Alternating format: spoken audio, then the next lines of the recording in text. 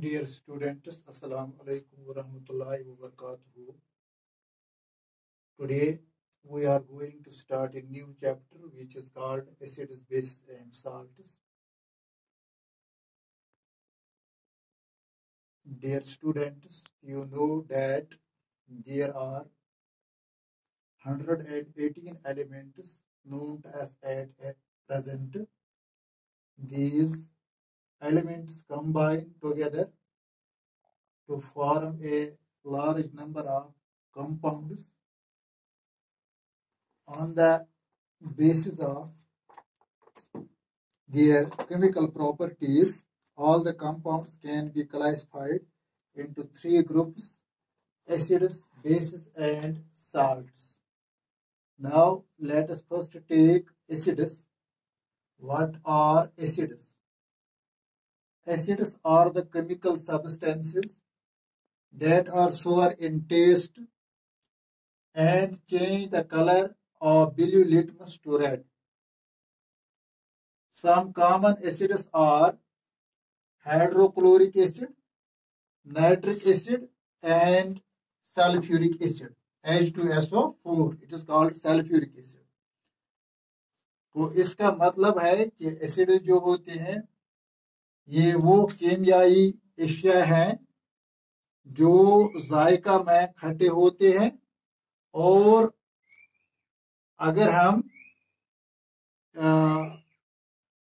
And they change the colour of blue litmus to red, और जब हम in Asia में इनके सॉल्यूशन में ब्लू लिटमस पेपर डालते हैं तो इसका कलर बदलकर सुर्ख हो जाता है।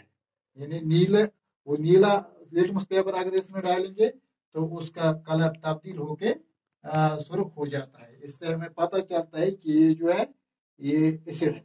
जिस examples of the common acids are HCl hydrochloric acid, HNO3 nitric acid, H2SO4 it is sulfuric acid. These are common examples of common acids.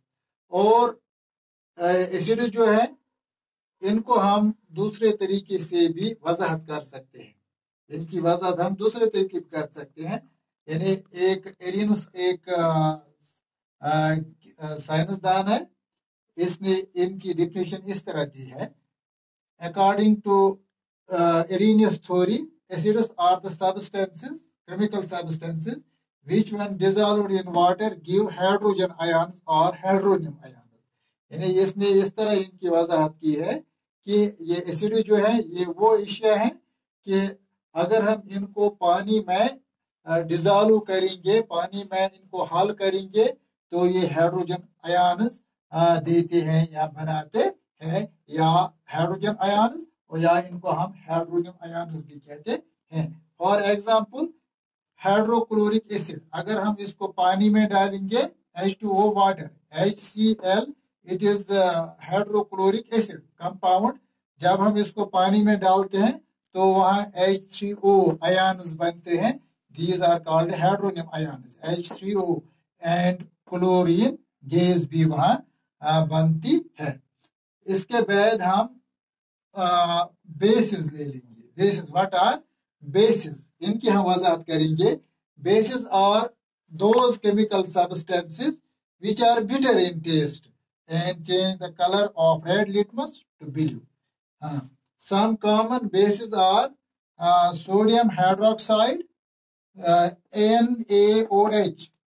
ये सोडियम हाइड्रोक्साइड जो है बेस, इसकी ये केमिकल फार्मूला है।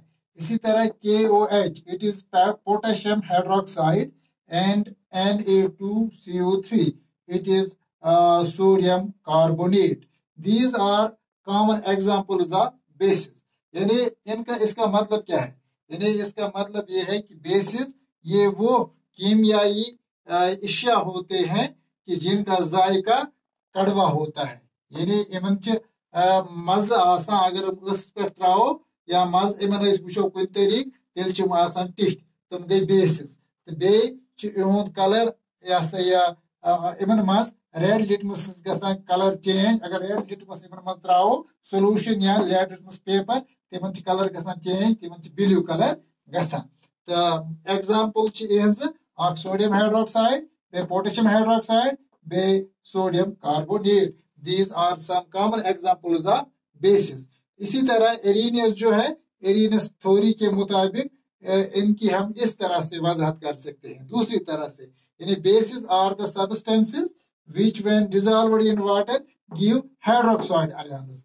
यानी जब हम एसिड्स को क्या करते हैं, एरिनस के मुताबिक पानी में डालते हैं तो वो हाइड्रोजन आयन्स बनाते हैं या हाइड्रोनियम आयन्स बनते हैं। इसके बरक्स जब हम बेस जो है, जब हम बेस को वाटर में डालते हैं तो ये वाटर के साथ हाइड्रोक्साइड आयन्स बनाते हैं। For example potassium hydroxide KOH, it is potassium hydroxide solid. जब हम ये पोटेशियम हाइड्रोक्साइड पानी में डालते हैं तो ये पोटेशियम आयन्स देते हैं K positive potassium ions and hydroxide ions OH negative. इसी तरह मैग्नीशियम हाइड्रोक्साइड, ये बेस है सॉलिड बेस, जब हम इसको पानी में डिजॉल्व करते हैं तो ये मैग्नीशियम आयन्स देते हैं Mg2 positive aqueous plus hydroxide ions twice OH negative ions. हो गया ये बेस की वजाहत। इसके बाद हम एसिड्स जो है इनके बारे में हम आगे तफसील से पढ़ेंगे, इनकी जो प्रॉपर्टीज हैं, इनकी केमिकल प्रॉपर्टीज क्या है, और एसिड्स जो है इनकी कितनी किस्म है वो हम आगे से पढ़ेंगे।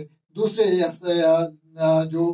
लेक्चर जो है उसमें हम एक एक करके उनकी वजाहत करेंगे, इनकी जो प्रॉपर्टीज हैं वो क्या है, बेसिस की प्रॉपर्टीज क्या है, एसिड्स की प्रॉपर्टीज क्या है, तो वो हम आगे पढ़ेंगे। इसके बाद हमें और एक टर्म इसके साथ मुंसलिक है जिसको हम बोलते हैं indicator. What is an indicator? Indicator is a dye. Indicator is a dye that changes color when it is put into an acid or a base। Indicator जो है ये एक किस्म का रंग होता है। डाई मीन्स रंग, DYE डाई। ये डाई जो है ये हम रंग को बोलते हैं। और दूसरा डाई है DIE डाई।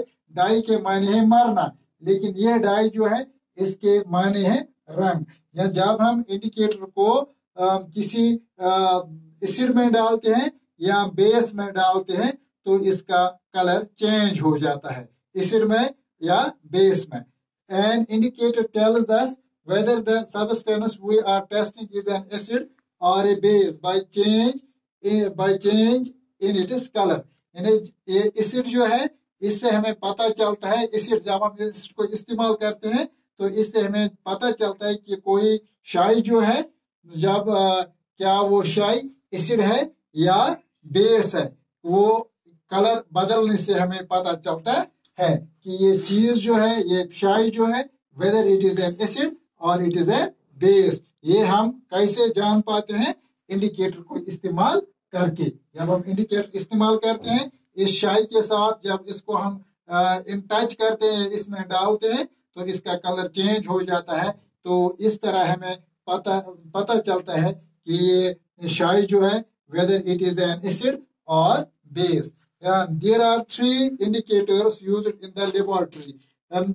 आम तौर पर लेबोरेटरी में हम 3 किस्म के इंडिकेटर्स इस्तेमाल करते हैं। एक को हम बोलते हैं लिटमस, और दूसरा इंडिकेटर मिथाइल ऑरेंज, और तीसरा है फिनोल्फथलीन। ये 3 किस्म के इंडिकेटर्स हैं जिनको हम लेबोरेटरी में इस्तेमाल करते हैं। और लिटमस क्या है? Litmus an acid turns blue litmus to red. जब हम ब्लू लिटमस में एसिड डालते हैं, इसके कुछ कतरे डालते हैं तो इसका रंग ब्लू लिटमस में जब हम डालते हैं तो इसका रंग क्या हो जाता है? वो सुर्ख हो जाता है। इसी तरह an base turns red litmus to blue. इसी तरह अगर रेड लिटमस में हम बेस डालते हैं तो उसका कलर ब्लू हो जाता है। इस तरह हमें पता चलता है कि whether substance is an acid और ए बेस। इसके बाद मिथाइल ऑरेंज दूसरा इंडिकेटर है।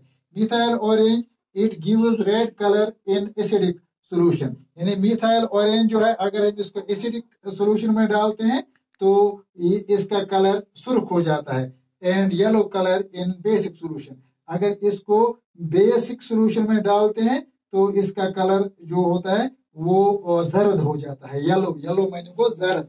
इसी तरह phenolphthalein, phenolphthalein is third indicator, it is colourless in acidic solution. यानी अगर फिनोफ्थलीन, अगर एसिडिक सोल्यूशन, इसमें थोड़ा एसिड सोल्यूशन में आप फिनोफ्थलीन डालेंगे तो वो सोल्यूशन बेरंग हो जाता है।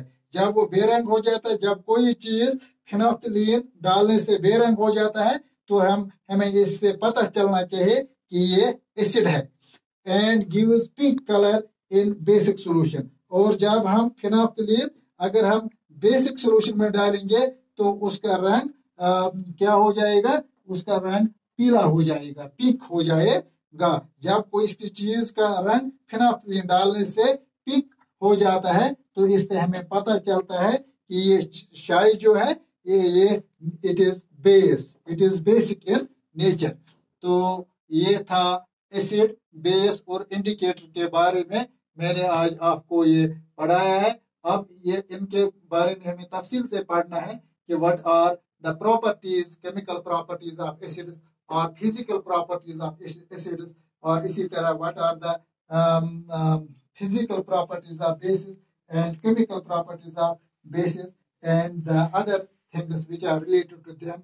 We will discuss them in detail in the upcoming lectures. Thank you.